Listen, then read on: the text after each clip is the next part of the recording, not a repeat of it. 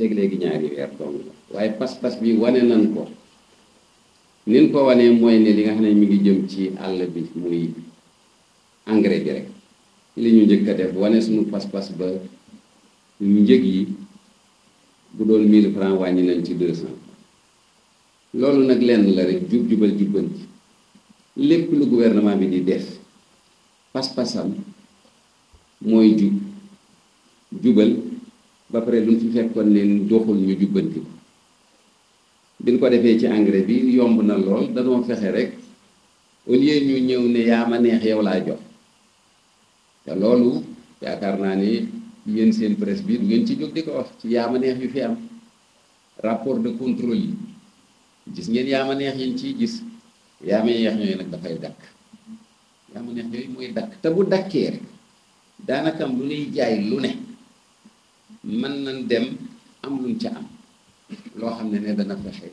ñu wàññi mbir mi ferndeel la rek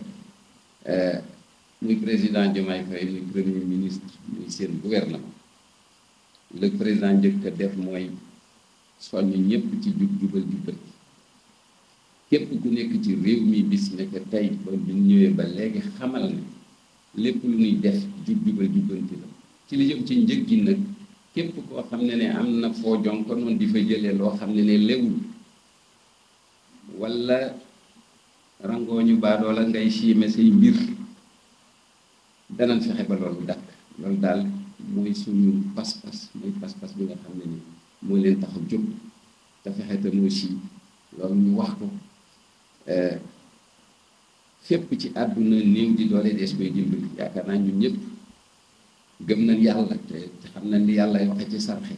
waaye gouvernement war a jiitu ci sarxe mooy lan dem fekk ñi nga xam ne seen loxo jotul seen digg ginnaaw ñu dem dimbali leen te loolu pour ñu dimbali leen il faut que gouvernement bi moom ci wàllu boppam mu am xaalis mooy lan impôt l'impôt bi lañ koy commencé ñu ngi koy wax ñëpp danañ fay impôt incha allah amatul droit kenn di wax ne man mii am naa exonération na ñëpp fay l'impôt ku mënul nga ñëw laaj nan ngay def ban kiyal la ko waaye l'impôt mooy base bi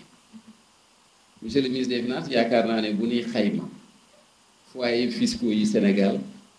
daanaka am 500 600 000 la ñiy fay impôt Sénégal mooy ñun liggéeykat yi mënu ñu rëcc ci kenn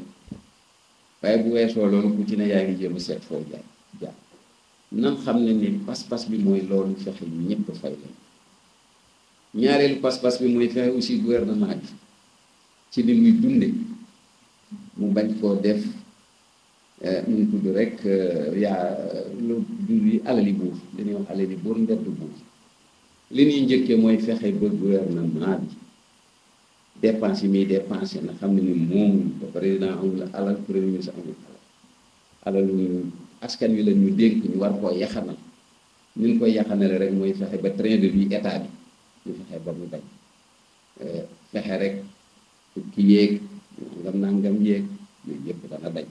loolu daal laa bëggoon a joxe je ne sais pas monsieur le ministre des finances ci question bi lay laaj ci état bi lu mu mën wala lu mu mënul